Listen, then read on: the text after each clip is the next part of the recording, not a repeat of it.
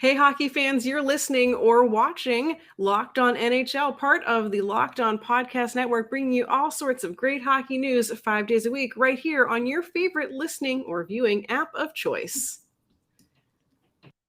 You're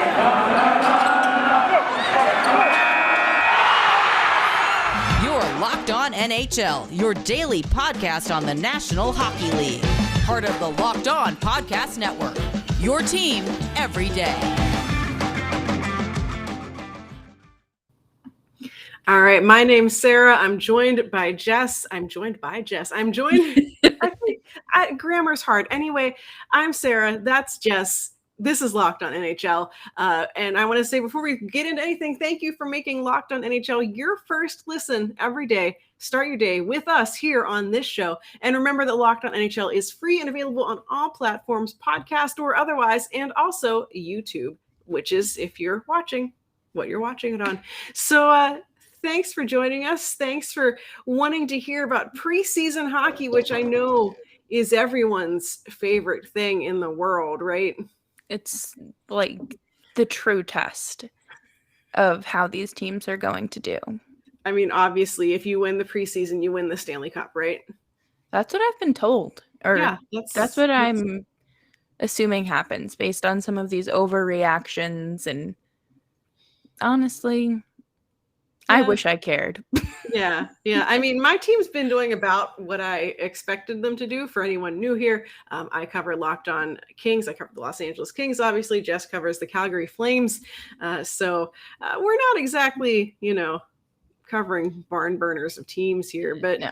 I don't know. The Kings have done basically what I thought they would do, which is lose. But actually kind of play defensively a little better. I'm not seeing any fireworks though. So they also took about 1,000 penalties. So it's about what I thought I'd get from them. Yeah, I didn't really have a chance to watch much of the Flames because I'm on the East Coast and I worked until puck drop. And then I said, good night, because it's preseason hockey. Yeah. But they did get outshot or outscored 7-0. Oh no! In 4 periods of hockey. Oh no! So it truly was the end of the world, and I was just sitting there like, "That's Sutter's system, baby." Yeah, I know that one. I didn't, and I don't want to say I don't care, because that gives the impression that I don't care about the team, but I'm not going to sit here and nitpick everything this 19, 20-year-old kid does. Am I going to sit there and nitpick Milan Lucic for playing in the first preseason game of the season?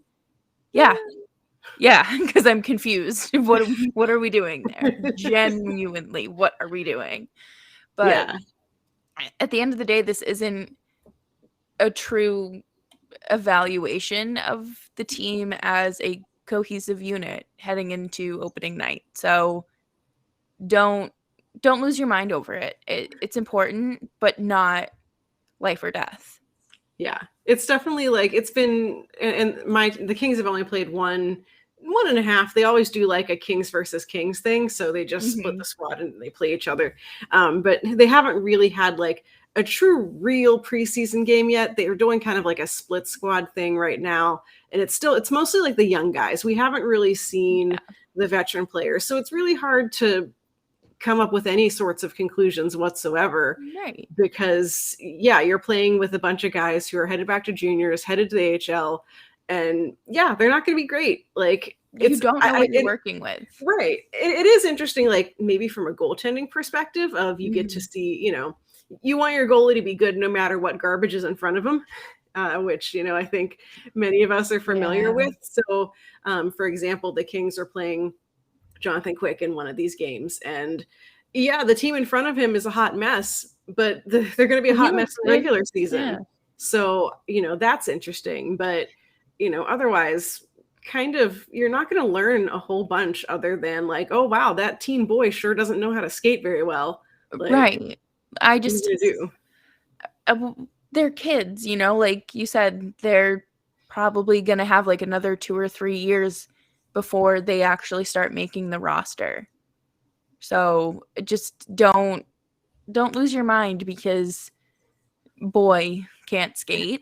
But you mentioned that the Kings do the Kings versus Kings Mhm. thing, and I know in football they do that as well, obviously. But one of the things that they do in football is like they start little like scrums and like trash talking between each other to kind of like get each other riled up. Does it ever get physical with the You know, Kings? like this year, so they've been doing this thing for, I think this is maybe the third or fourth year they've done it. Obviously, last year was canceled because of Mhm. COVID. This year was actually one of the most competitive Kings versus Kings games that I've Wow. seen. Like early in the first period, one guy, kind of came in and hit another guy along the boards, and they didn't Okay. fight, but there definitely was some like shoving and words exchanged. And you're seeing it, also a lot of like puck battles in the corner that are a little more physical than you would expect, from your teammate in a scrimmage, essentially.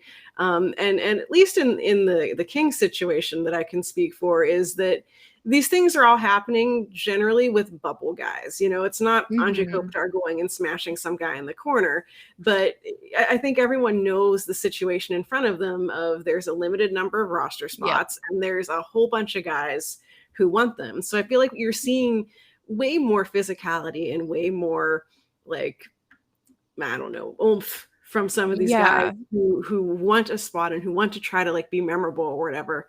Whereas definitely in years past, I remember it being much more like all-star game level hockey. Yeah. People are trying, but they're not like, it's a very gentle hug into the boards. Right. This Like is a little different. when I think of preseason hockey and even training camp, my brain just kind of goes to like getting back into a routine, a little bit of conditioning, and not, yeeting someone into the boards because the last thing you want to do is obviously hurt yourself and then Yeah. hurt someone else. And Yeah. especially if that's your teammate, like Right. you don't, Yeah, it's definitely always the fringe guys. Like in yeah, in one of the other like preseason games from the other night, one of the guys who's like a free agent camp invitee got in a fight with Andrew Ladd of all people. And that's such my a my weird exact choice. commentary in the game was like, "Why is Andrew Ladd fighting a child?" Right, You that know, seems like elder and like abuse or they didn't child stream. abuse.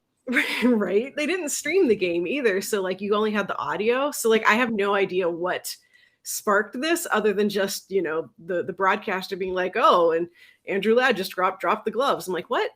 So I feel like you'll see that, and it's usually between 2 guys who want to make an impression. Andrew Ladd doesn't need to make He an doesn't need impression, to. like, but this other kid is clearly trying to earn a contract, so I get it. It's stupid, but I get it. Yeah, do your thing. I mean, it was so memorable that you don't even remember the kid's name. Like, that's truthfully, that's the impact he made.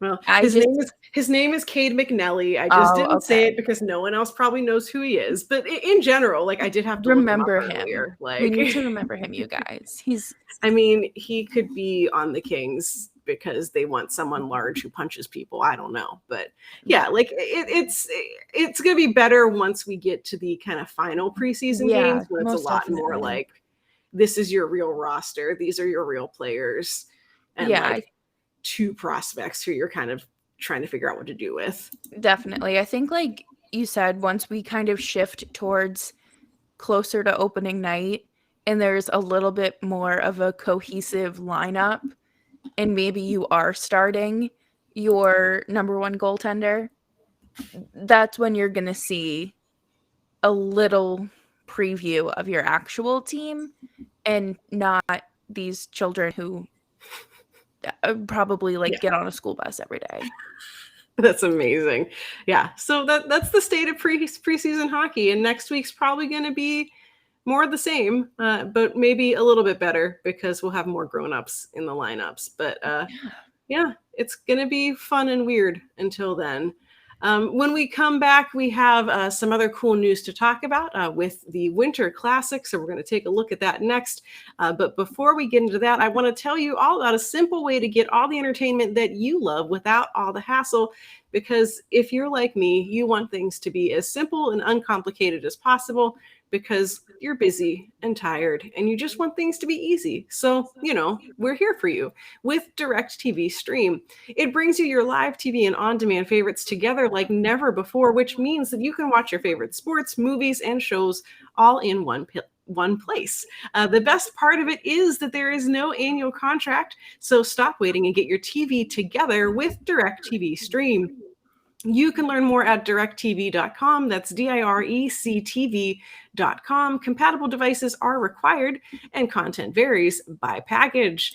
And what better to do when watching your TV on DirecTV Stream than to have snacks? Because I love snacks. And I love my snacks.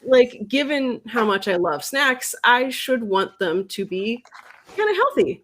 And so we've got Built Bars, which are both delicious and healthy for you. And Jess, if you're watching on the YouTube version, you can see Jess model the Built Bars for us.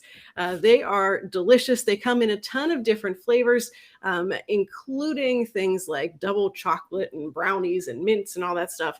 But the best thing about Built Bar is if you are someone who has FOMO, essentially, and you have food FOMO, you're always going to want to be looking at built.com because they always have limited edition varieties. There's some stuff that you can only buy one day before they take it away. So if you're not jazzed by all of the regular flavors, there's always something special coming out for you. So you can go to built.com, keep an eye on all of the flavors available, and get your tasty treats today. So you can go to built.com, use the promo code LOCKED15 for 15% off of your favorite Built Bars. That's built.com, and enjoy your snacks.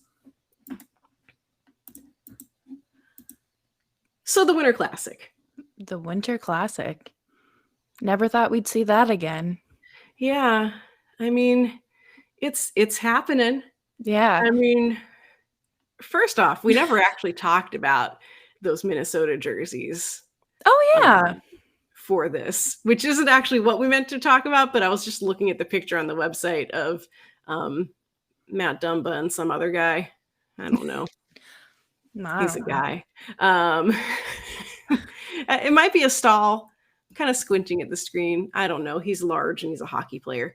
But the jerseys, I feel caused a little bit of a stir whenever they were released.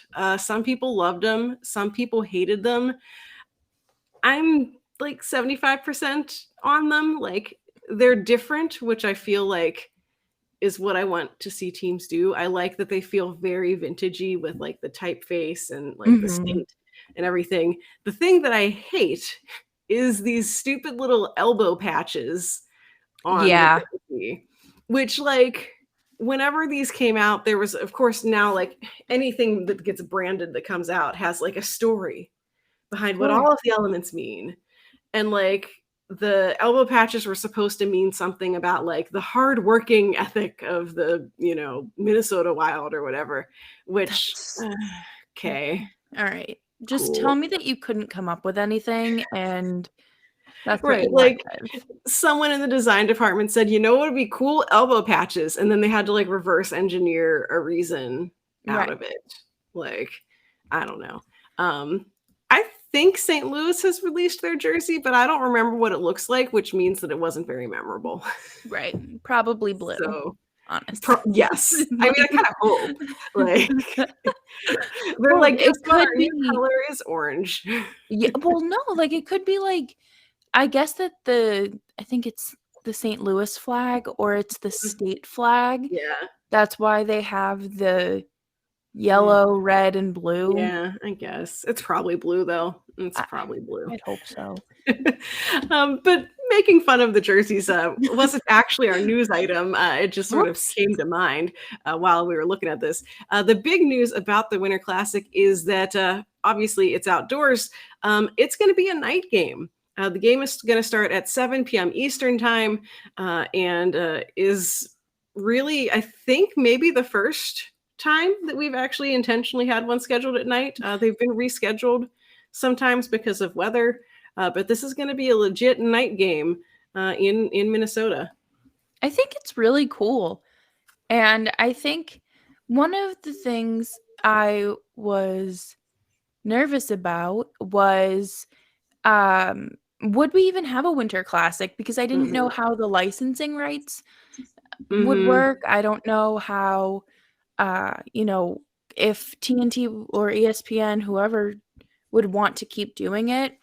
But the night thing is very interesting to me because I do wonder if where were they? Salt Lake City? Somewhere this past February. Who knows? They played in a mountain. They played outside, and it was a like disaster. The Tahoe thing. Yes, Lake Tahoe. Yeah. That's what it was. Yeah. They're all kind of this. Though that kind of part of the country is the same thing to me. I'm not very good at geography. That's why I host a hockey podcast. Yeah. Who needs it? But it's just very interesting to me that they're doing it at night because I think it's a much smarter idea. I think it's, you're not going to have as many issues with the ice melting. And I think my biggest thing as a viewer is the sun and the glare. And sure, like the stadium lights might create a little bit of, glare, but nothing like the sun. Right. And the ice during that Vegas Colorado game, I think it was brutal. Yeah. And I think that's another reason why I was kind of iffy on they would want to bring it back because it costs money to upkeep these things. Right. So, yeah. Is that something that the league and broadcasting would want to invest in? Yeah. And like I feel like, well, even Gary Bettman acknowledges, hey, the sun isn't going to be an issue. So, good job, Gary. But, and I feel like it's also a safety issue because, we have seen with those games in Tahoe, like the one had to stop in the middle and resume later in the day because the ice conditions were so bad. Right. Like that's ridiculous. I think one of the reasons they haven't done them at night before is because they always want to like avoid conflict with like some other, like, I feel like football does stuff and I'm like, okay, cool. What's different about this year? Like, is there not a football thing? Did they just decide they don't care? Because there's not like the Venn diagram of like your hardcore football fans and like your hockey fans who are going to watch a Winter Classic game between teams that aren't theirs. Right. Like that overlap is real small. So, maybe they're like, we don't care anymore. Or TNT was like, listen, we're just going to do it at night. But it's a good decision. And I think it gives people longer to hang out because these things always have like the fan festival and everything. When I went to the Stadium Series, briefly right before COVID, it was also like an afternoon game. And they have a whole fan festival. You can see the Stanley Cup. There's games and everything. But unless you're getting there like mega early, you don't really have that much time to wander and explore before the game starts. So I feel like now you could, bilk more money out of people essentially by keeping them there longer because they want to go hang out and play games and drink beer. And then they go to the stadium and drink more beer and watch games. And who wants to wake up that early on New Year's Day? No, horrible. Even like before I was old enough to go out and celebrate, like I'm just not someone who can be like, okay, like let's go have all this fun stimulation after a night of stimulation watching the ball drop in my living room. Yeah, I'm pretty sure I've slept through the beginnings of some of these games because I was like, no.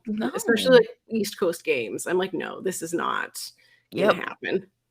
It's just not something like, I don't get me wrong. I do like the Winter Classic, but sometimes I'm just like, okay, we don't need to make this as giant production.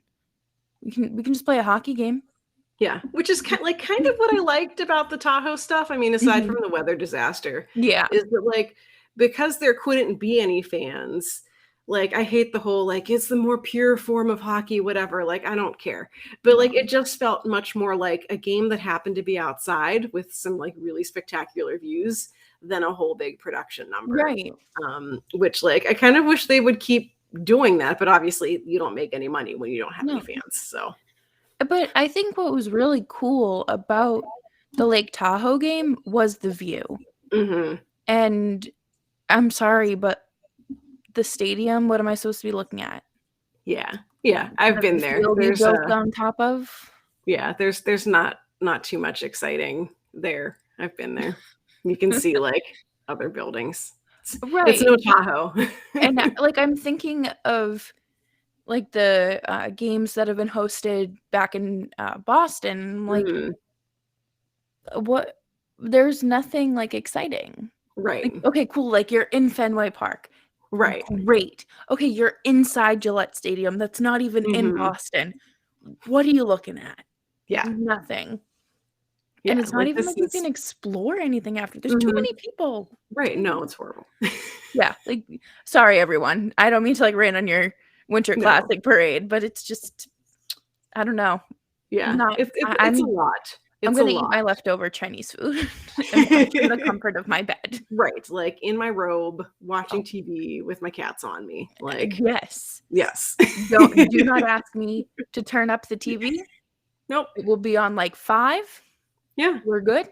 I don't care. If something cool happens, you'll see it. I just. That's it. Yeah. I just. Background noise, unless my team's playing. Pretty much. Yeah. Well, we'll see.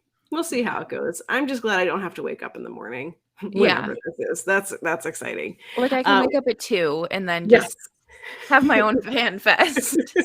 Exactly. I love it. Well, we have one more thing to talk about, and that is the Sharks. So that is coming up next. But first, Jess, I believe you have something cool to tell us about. Oh, yes. We're back and better than ever. All eyes are on the football field as teams are back for another start of the football season. And don't get it twisted. They're here for hockey too. And as always, BetOnline is your number one spot for all of your pro and college football action this season. With the new updated site and interface, there are a ton of odds, props, and contests, including your favorite Vegas casino games. Head on over to betonline.ag today on your mobile device or your desktop and sign up today to receive your 100% welcome bonus.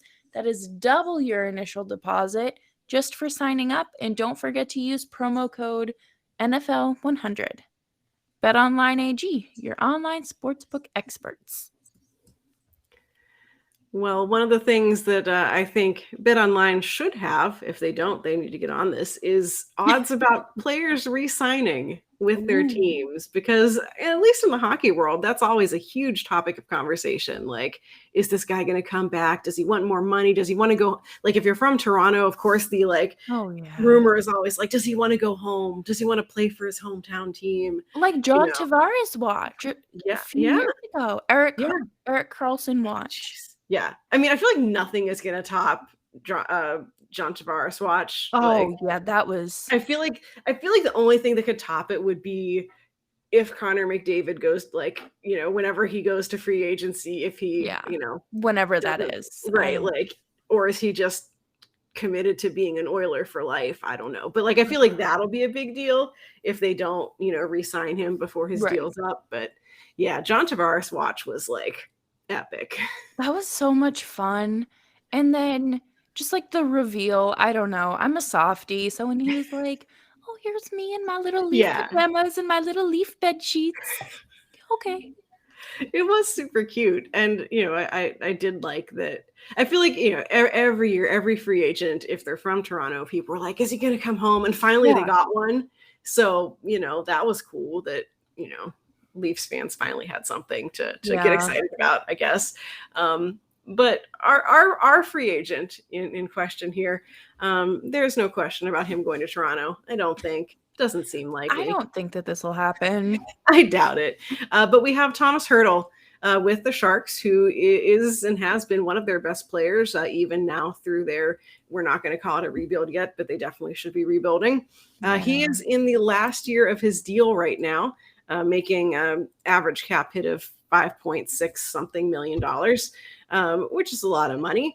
And most people you'd think would want kind of a bump on their next deal, especially since he just came off of a 4-year contract. He's probably looking for something longer term. Say he's going to look towards finishing his career somewhere, essentially. And he still isn't signed with the Sharks. He could be re-signed, but he hasn't yet, which of course has sparked all sorts of rumors and crazy conspiracy theories and everything. But the report coming out of San Jose is that he kind of suggested in a roundabout way that he would be open to potentially taking less money in order to stay with the Sharks, which, okay, way to be loyal, I guess, to a team that is, sorry, Sharks guys, going nowhere. Yeah, sorry. But wasn't it like 2 weeks ago he was, well, I don't know if he said it directly, but there were reports of him saying how unhappy he was because of Evander Kane, which is a whole nother, again, right, just that's a whole like other Arizona. show. We talked about this before the show. We were like, we don't know what to talk about today. And you were like, well, Evander Kane's back in the news. And I was like, okay, give it an hour. Arizona will find, they'll do the show for us. Basically. And yes, Evander Kane is still a Shark. He's still in the NHL. He's still in trouble. He's still under investigation, but for a different issue. So is there something that kind of clicked with Hertl? Does he know something that we don't? Are the front office people saying, hey, this whole Evander Kane situation, we're going to take care of it because of you. Because we want you to stay. Yeah. Not because it's the right thing to do. Well, that's the hockey answer right there. Right. Of course it's not because it's the right thing to do. But I think all of this came out of comments he made at a recent media availability where he was talking specifically about Joe Thornton, who we do know repeatedly took less money than he could have earned just to kind of keep that group of Sharks core players together. And now he's living it up on the other beach in Florida. But, Hertl said, I like that idea. You can go somewhere else, sign the maximum, even get maybe too much, but you're losing for the next 8 years. He's like, I don't want to be in this position. I don't want to say that I'll take less and just take it for the team, but I do think I'm a little bit for that idea. So, he's not really coming out and saying, hey, Sharks, lowball me. But, I think that, it is something that he's considering, it seems like, of, okay, maybe he won't take quite as much as he could get from another team, but he is somewhere that he likes, Evander Kane situation notwithstanding. Could potentially see himself becoming, a leader on that team. He already wears the A for the Sharks.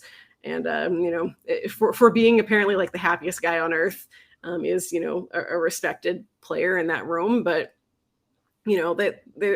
all the Sharks are really saying is we've talked to his agent and we like him. So that's it. They're not giving anything. Right. Which is good. You don't want to negotiate in the media, but no. Yeah. What is the truth, don't need Sharks? What is the truth? Right. And I don't know. I don't want to get ahead of myself and get that wishful thinking out there. But I think that there are plenty of teams who could benefit from him. And I just feel like this Evander Kane situation does tie into it. And I think that is so far past ever redeeming himself. I don't care if he comes out excuse me, and scores twice as many goals as he did last year. If he plays, you're kind of a piece of crap.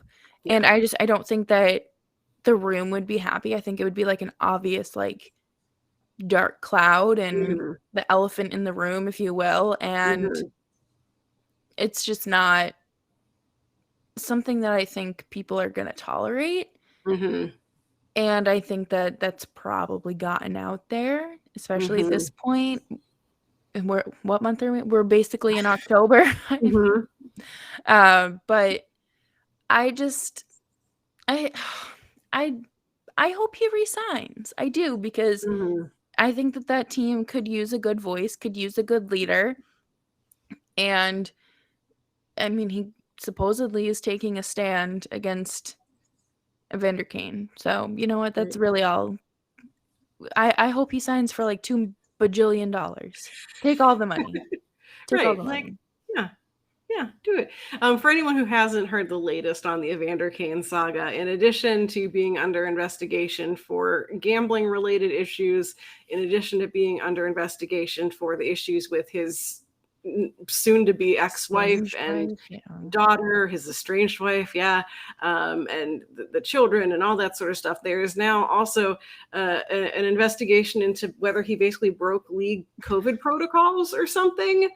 There hasn't been any specifics as to what's going on with that, but it's like yet another reason why he's away from the team because of somehow COVID something, which I'm just like, come on, man. Like, if I were in that much trouble, I would just be like sitting, and this is why I'm not Evander Kane, because he obviously doesn't have the common sense to do this, but like I would be sitting at home and like I'd be crying. Right. I'd be like in the corner in my bedroom and I'd be like, I'm not going anywhere. I'm not talking to anyone. No. Like, just let me know when it's done. But that's because I'm boring and not not a professional athlete. Yeah. But yeah, that is the latest on him is something COVID protocol. He hasn't been at training camp. He and the team essentially agreed that he shouldn't be there, aka the team probably said don't show up. Yeah. Your key card's not going to work. It's just not. Right. So, that's a thing that's going to have to get resolved eventually. And it will be interesting to see how it goes with the Sharks. They do have a couple of unrestricted free agents that are going to need to be re-signed. They have a handful of restricted free agents. So how much this rift in the room is true, is embellished, I don't know. But it feels a little bit like poor Thomas Hertl is stuck in the middle of all of it, which to like the happiest guy in hockey, I feel like should not be happening. And I mean, if he wants to be happy somewhere, I don't know. I think there are a lot of teams that would be happy to have him. Yeah, just go to their competitive teams. Like, just go to the East somewhere. Like Pittsburgh, I feel like always needs someone. Go over there. Right. And then we don't have to play him that often. Right, exactly. And I mean, just to like backtrack to Evander Kane for a second, I don't know what he could have done to break protocol, because I mean, was he leaving the team hotels and things like that? Like, is that what they're referring to? Because I don't think there was really, I don't know. I'm not even gonna speculate because I don't remember what protocols were in place last year. But if it's true that he broke it, punishment, obviously, you need to be held accountable. There's rules. Right, they're in place. Society. They're in place for a reason. Like, we don't get to just break the rules for fun and games, but also just talk to someone and figure out a way to keep your name out of the headlines. And it just just be smart. Boring, please. Like, just get like a cat. Get a cat and become like us, okay? Normally I'd say, oh, I want my bank account. No, my bank account should not look like Evander Kane's. Because bankrupt. Yeah, right. Bro, go down to the shelter, get a $95 rescue cat, and your problems will be solved. Yeah, because you got to take care of it. If you don't take care of it, you'll know. You'll know. The litter box. Mm-hmm. The shouting. The shouting. They shout at you. Yeah. You thought your ex-wife yelled at you? Wait until you get a cat. I think that's Lockdown NHL. Yeah. I think that's a great place to leave it. Get a cat. Adopt, don't shop. Go to your favorite local rescue and rescue a cat or dog or guinea pig or bunny. The rescue I work with has bunnies now, and that's exciting. Yeah, go get a fuzzy friend and, like, I don't know, learn some responsibility. Right. Like, if a kid's too much, try a pet. Yeah. I can leave my cat at home for a couple of days and I don't get in trouble for it. Like, that's one of the many reasons I don't have a human child. Like, you're supposed to bring that thing places. Oh, right. Like, that sounds they watch awful. themselves. I've got a cat, yeah, which is actually threatening to join us right on cue. Well, I feel like that is a great place to leave it, and we'll be back next week with all sorts of thoughts on preseason as it continues. So, Jess, in the meantime, where can people find you online? You can find me on Twitter at Jess Belmosto, and if you're watching on YouTube, you can see it on the screen. And you can find Locked On Calgary Flames on your favorite podcast platform. And look, we have a furry friend. Oh, and my cat wants to join us too. Hey, buddy. Wow, it's like they know. Sarah, Yeah. where can we find you on the internet? I figured I'd let him jump on the show for a minute. You can find me on Twitter at Right Said Sarah. Locked On Kings available, of course, wherever you get your podcasts, at Locked On LA Kings on Twitter. This show is at Locked On NHL Pods on Twitter. And of course, all of these shows available wherever you get your podcasts and also on YouTube. So that is it for today. Thank you so much for listening. Make sure that the cat is standing in front of the microphone. Make sure that you are listening to us first thing in the morning every day and enjoying your day, kicking it off with Locked On NHL. And that's it for today. We'll be back next week. The other great hosts of Locked On NHL will be here all week long, giving you all sorts of hockey news, but they don't have cats. No. Some of them But might. we do. But we do. So that's it for today. Until next time, this has been Locked On NHL, part of the Locked On Podcast Network, your team every day.